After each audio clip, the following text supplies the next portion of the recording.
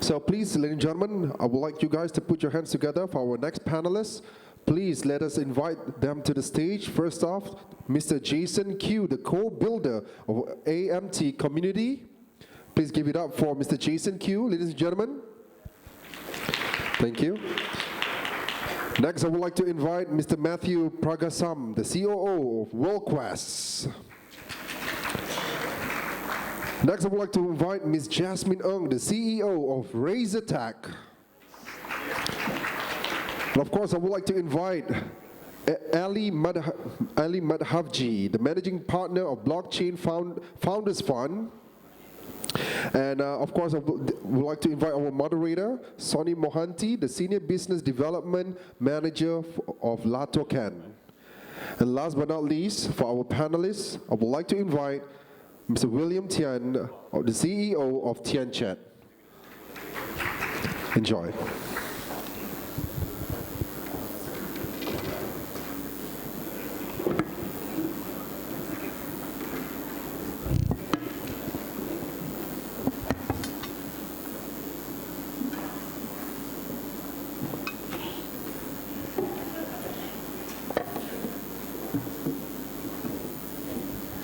Hi everyone.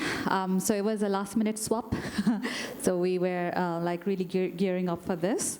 So the topic for the today's panel discussion is how blockchain technology can help bring digital transformation across companies. For that, let me just introduce my panel speakers. So we have Jason, Q, Matthew Prag, Ali, and Jasmine. Would you like to introduce yourself, please?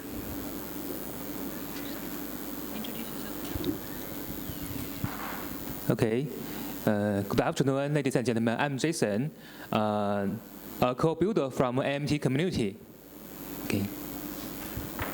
Hi everyone, I'm Matthew. I'm from WorldQuest. We're a blockchain solutions company. So we focus on different industries and we provide solutions as we study their businesses. Good afternoon, everyone. Hi, my name is Jasmine. I'm a little bit of an oddball because I'm currently the CEO of RAZER FinTech, but my involvement in blockchain started quite a while ago, and I was about a month and a little bit more the CEO of NEM Blockchain Malaysia, and that's how I sneaked myself into this panel, so to speak. And when I got into the panel, I changed jobs, so that's how I came to be. Looking forward to sharing thoughts with you with regards to digital transformation on the blockchain environment, because I've got both sides of the insights and it's quite interesting. Hello everyone, so I'm Ali Madhavji, Managing Partner of Blockchain Founders Fund. We have portfolio companies all around the world across 5 continents. We also have a venture builder where we help scale emerging tech, including blockchain companies. And we also have a consulting arm that works with organizations like the United Nations and a number of corporates on innovation and scaling. Thank you, guys. Myself, Sonny Mohanty. I'm the Senior Business Development Manager representing LATOKEN. We are top 20 cryptocurrency exchanges in the world. Talking about digital transformation, there are many reasons why digital transformation has become huge, but many organizations are missing their major opportunity by simply running digital projects instead of fully transforming the organization itself. However, digital transformation is no longer a choice for businesses. It is essential to survival. Blockchain technology are very likely to make the most transformative and dramatic changes in the way businesses function. So we've got the last speaker, I guess. Would you like to introduce yourself? Thank you. That's why our company always on the last mile, so I always the last one in. So I always make the back entrance. Thanks. My name is William Tien, a Singaporean running business over in Hong Kong Cyberport. And we've been in this fintech for the last seven years and in the blockchain for 5 years. So we actually has looked at the transformation. I come from the old IT days. Back in 1995, 96, we did the first smart wallet in the world, which is actually a Nokia phone wallet. So we have started from then, and then also from what we call the old Palm. We actually started from them to the wallet. So back in Australia. So we were also one of the first integrator back in M-Pesa. development for Australia. So we are actually the last mile from day one. So we look at the transformation, and we believe, because we start from no internet to internet, from internet to fintech, from fintech to blockchain. So our transformation is seen over the last 20 years. Thank you. Thank you, William. Thanks a lot for that. So let's start on the questions for this panel. So I would like to start with a very basic fundamental question. So what is digital transformation and why it is important within the organizations today? Who would like to take that? Well, I think digital transformation is the next step up in evolution to bringing up new solutions and really changing business models as we speak, to serve more, to do more, and to go deeper into every economic pillar that exists today. And I would dare to venture that blockchain as a technology has the ability to build new economic pillars. And that's where digital transformation is required, because if you're going to take advantage of what the technology is going to offer your business, you need to be able to transform your business. And in the transformation, potentially realize one of two things, or if you're good enough, both. Increase revenue and revenue channels, reduce or eliminate costs. So that's, in a nutshell, what digital transformation, I believe, would do for enterprises. Great, thank you. Thanks. And I think since I come from old school, so I think the hardest was old school was convincing people to use internet.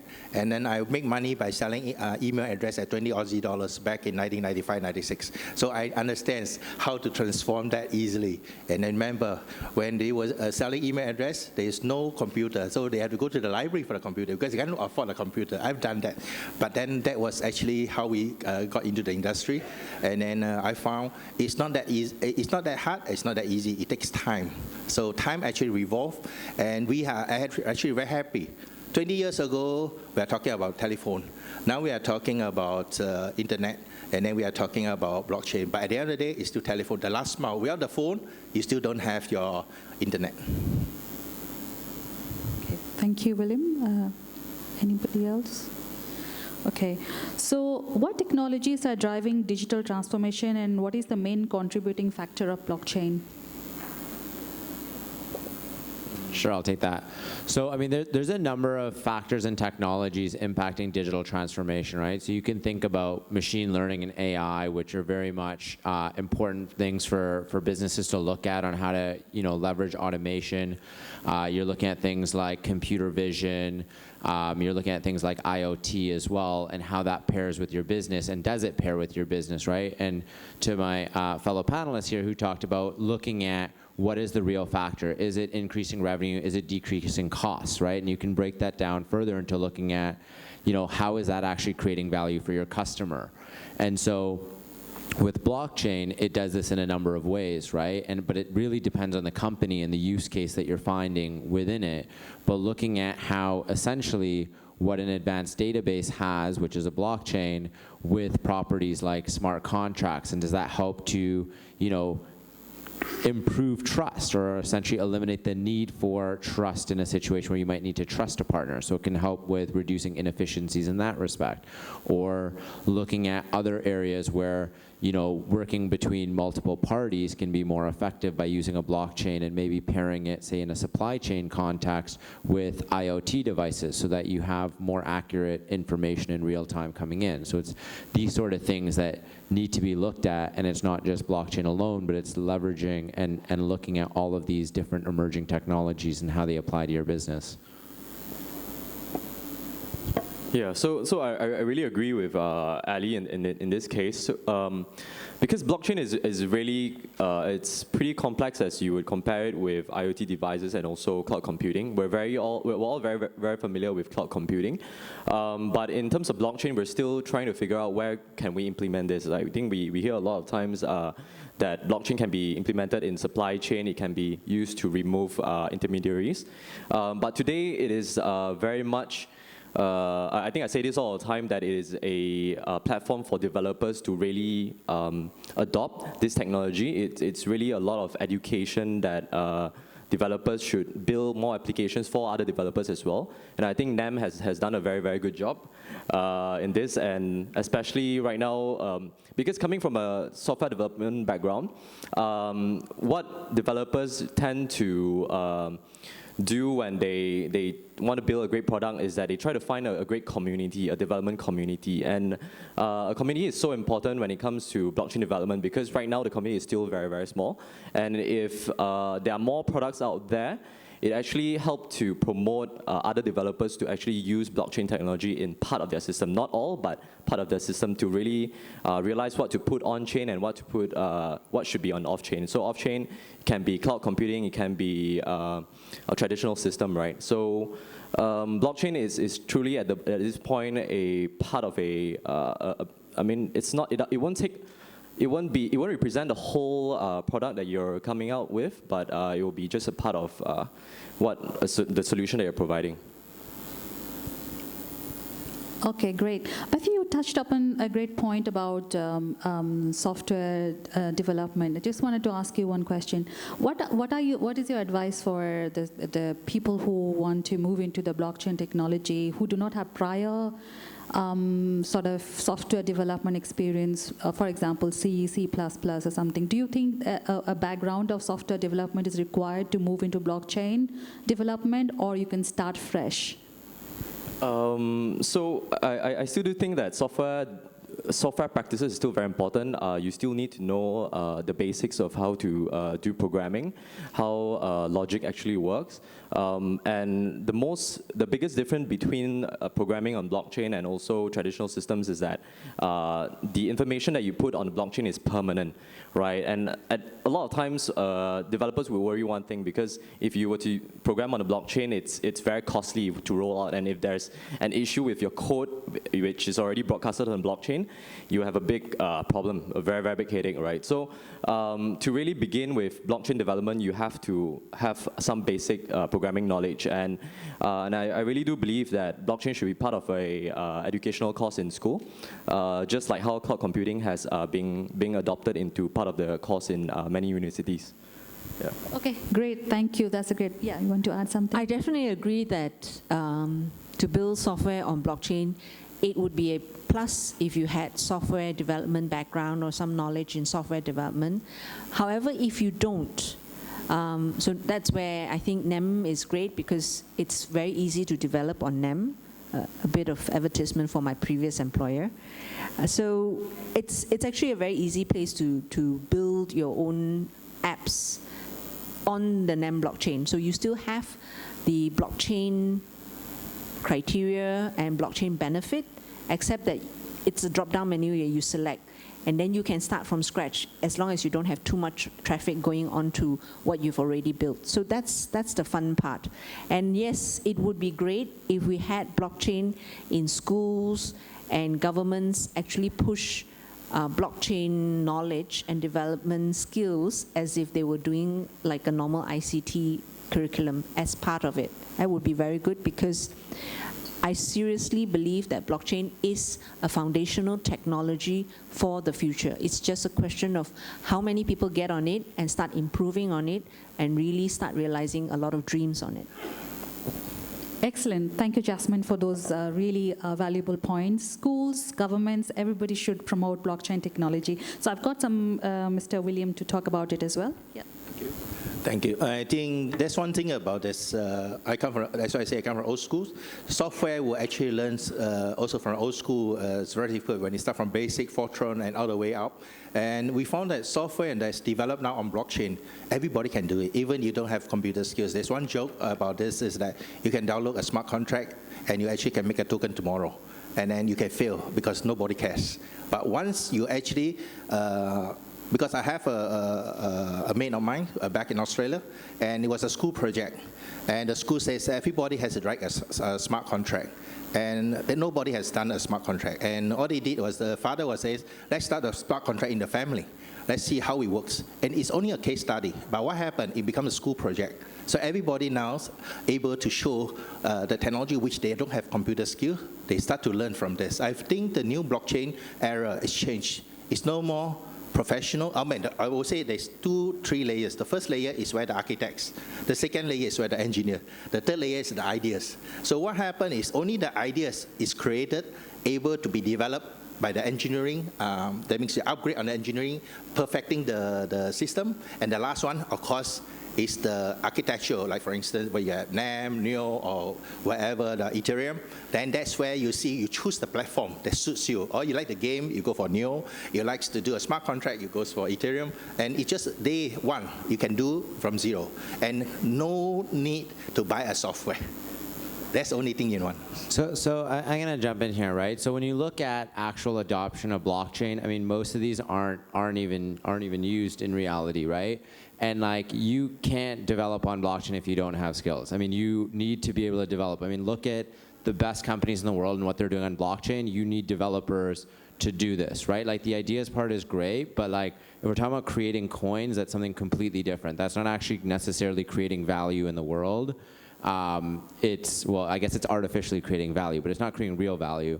But what you need is actually finding where blockchain actually makes sense in a use case in a company or an organization, and figure out how to create value there. And there you actually need proper developers and, you know, consultants to break down problems and understand, like, what are you exactly solving and how are you going to solve it, and how does this fit into that business specifically to solve that exact business problem. I agree with you. Just like back in about 15 years ago, when I tell my children to look at play your games, and I was looking at them playing the games. By the end of the day, now they are actually programming. So the reason is because that actually took them the skill set to actually go into the skill of understanding, because they start to play around as a game. Now becomes their daily, what they call their daily lives. That's what I see is different. Great, thank you. Anybody else has anything to add on to that? Okay, so let's move into the next question. So what industries do you think specifically will be benefited by the blockchain technology? Like, you know, not everybody can adopt blockchain technology, you know, I mean, unless there is a mass adoption. But specifically at this time, which industries are going to be more benefited than others?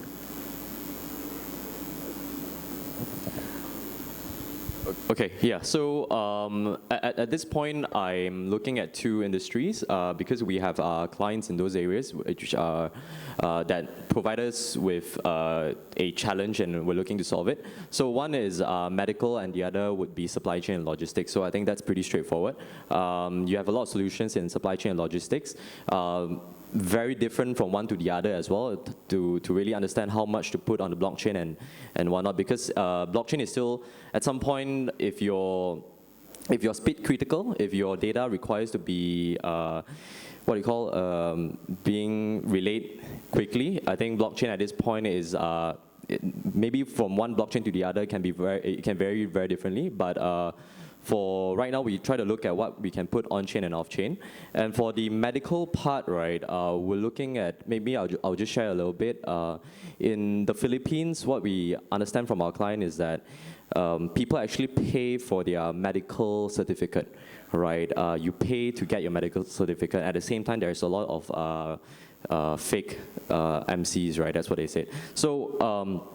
So imagine these MCs can be verified on the blockchain, right? You become a standard where the factory workers would be able, or and the panel clinics would be able to utilize the same system. It's more of a HR system where the issuer and also the recipient would also have the same consensus whether this medical certificate is legitimate or not. So, but in other sense, there's also medical records where it's told to be put on the blockchain, and you would have all the privacy that you need. Yeah, so it can vary very different from one solution to the other. So following from that, we already have a use case here in Malaysia where, coming back to authenticity, Malaysia being Malaysia, we have an issue with regards to our education cert authenticity. So that's where the Ministry of Education engaged with one of the partners, NEM's partners, called LuxTech, to authenticate and ensure continued authentication of certs that has been distributed. So that's one of the use cases that's already out there. Now, the other things that are being done on supply chain management is, if you can see in the case of HSBC, they've actually done a full blockchain use case for trade financing and trade finance processing, as well as the smart contract portion of moving goods from one port to another. And end to end, that entire process was shaved down in terms of timing and accuracy by at least 30%. 30% improvement, 30% reduction in cost, 30% reduction in time required, and so on and so forth. So huge use cases. And the other use case that has also come about is on voter registration and absentee postal voting, because there is a need to authenticate the vote and ensure that that vote is correct and is true. So voting is the other thing that is coming in as well. So actually there's a lot of industries that the blockchain can be used. It's a question of how people want to apply it and if they are willing to sit through and think through how to apply it, because like I said, it's a foundational technology. It can change a lot of things. Yeah, I'll add on to that. So I like the example of HSBC. Another really good one, HSBC has used it on FX settlements. They've done 3,000 to 5,000 transactions every single day, pretty much for more than the last year. And they've settled over $250 billion on their own private blockchain, with upwards of a 30 or about 25 to 30% saving. So that's another clear use case. In the supply chain space, you've seen Walmart making very big moves. In South America to North America, they decided to track sliced mangoes, which is typically very difficult because of all of the different middlemen going all the way from farm to table or to fork. They've taken their audit time down from 7 days to 2.2 seconds. So that's a pretty interesting one. And they've also expanded trials now in China. Walmart China, along with PwC, Tsinghua University, and IBM, along with VeChain, are already doing 500,000 transactions a day. And by the end of, I believe, next year, they're going to have 50% of fresh meat, 40% of vegetables, and 12.5% of seafood of all Walmart China sales on blockchain. Some great points from William and Excuse Ali. me? Sorry, Jason. Sorry, Jasmine and Ali. You would like to add something? Sorry. May I have some word? Sure. Okay. About the question, which country or which industry can get the benefit from in blockchain? Right. In my view, any industry can get that benefit from it, because the essential of blockchain is trust machine. I can't imagine there is a scenario we don't need trust. I can't imagine that. So in this world, in this reality, everywhere, anything, we all need trust. We all need trust. So that's the essential of the blockchain. Blockchain is a new word, but the essential is trust. If we need the trust, so we need blockchain everywhere, every industry. Okay. Thanks a lot for that. Yes, very much important. Whenever there is a lack of trust, I think the blockchain technology is one of the technologies that can be used. Besides other industries that can be benefited, education, automobile, medical, and logistics. Great points. Now that brings us to the last question of the panel. Could blockchain be the next big platform to drive enterprise digital transformation? We know like blockchain technology is talking about, but what about enterprises? Are they ready to adopt, and how? So following from what Jason said, wherever you need trust, blockchain is one of the foundational solutions that you will look at. And to your question with regards to could blockchain be the next big platform to drive enterprise digital transformation, yes, it can. But as we all know, in today's industry and economic environment, a lot of companies, a lot of businesses are formed because of an environment where there is a lack of trust. So in those businesses, blockchain is actually shunned because it will actually shake the foundations from a perspective of jobs has to be transformed, which means some people may lose their job while others will take on new jobs. So that in itself, I feel, is a potential hindrance to how blockchain can be adopted in different industries. But definitely there is a huge potential for blockchain for digital transformation in any industry or even economic pillars. Yeah, I'll add on to this as well. So one of the things that you see with blockchain when we talk about trust, it's actually from an enterprise perspective, we're talking about multi-party trust. So you're looking at generally like quite a lot of partners are involved in a process, and it's how do you essentially get them all on board to have transparent information between all of them, where potentially some of those can input information, but they can never remove that information essentially. And so you're seeing this even in other industries. Like right now, there's some really interesting case studies happening on, for example, the music streaming industry, and looking at music streams where actually all of the entire royalty system is based on how many plays or how many downloads of a song. But actually, from audits, it shows that on average, these are incorrect by 15%. So the entire premise is essentially not auditable. If you look at other industries, take like, the oil industry or the financial industry, you'll have an auditor come in to actually verify that. And that doesn't really happen in the streaming industry because these platforms that run the streaming services have just gotten so large. So you just trust them to essentially tell you the right number, and that doesn't seem to happen. And so there's companies like BeatDap out of the United States that are working on this problem of bringing all of these parties together. So like the songwriters, the producers, even getting then the streaming service on board to say, hey, well, let's create a system where all of you, can essentially see the information together. No one has an advantage, and we can actually add in real-time auditing software so that every single play is recorded and everyone has the same information. And so there's things like this that I think are pretty interesting at looking at how multi-party situations can actually get solved, but it does require a lot of parties to come together. And I think this is one of the challenges where a lot of startups in this space probably will fail, right? Because you actually need the power to bring a lot of parties together, and startups tend to not always be able to do that. Like in the case of Walmart that I mentioned, Walmart's driving it and forcing 50 suppliers on, right? And so this is one of the challenges that a lot of startups are facing in this space. And I do agree that enterprise itself, everybody wants to be the biggest, so they don't want to share. They tend to take over.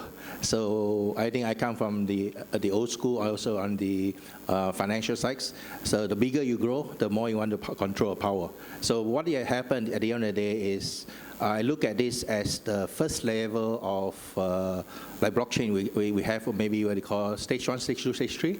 So we are actually on the stage 1. Or rather stage 1 plus 2, maybe.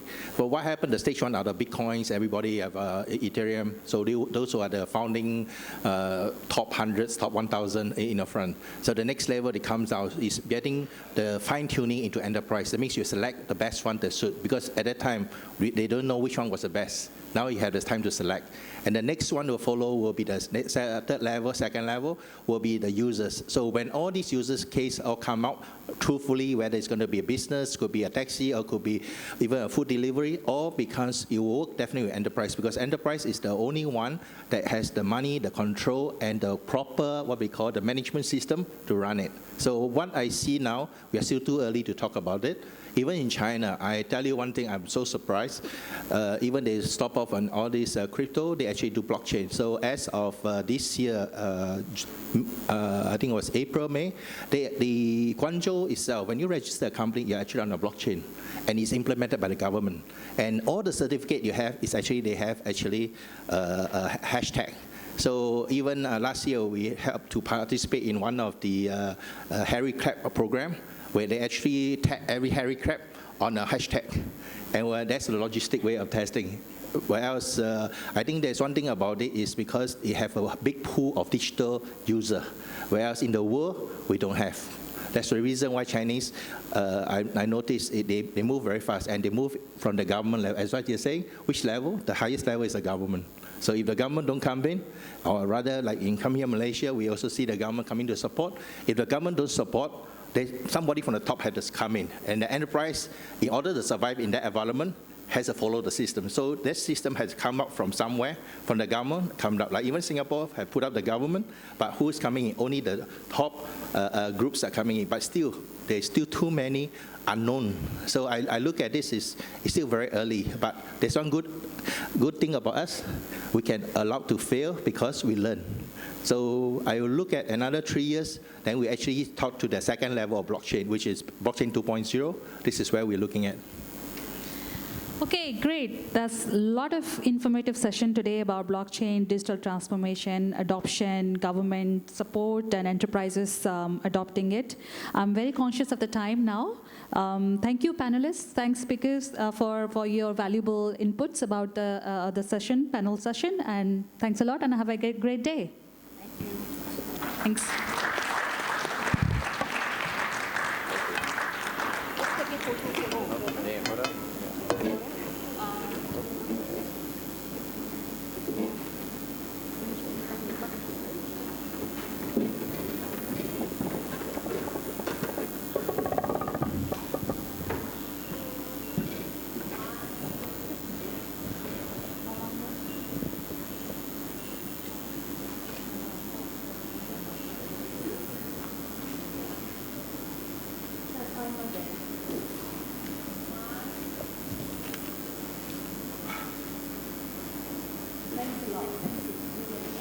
All right, thank you so much. Ladies and gentlemen, please put your hands together for our panelists. And I hope that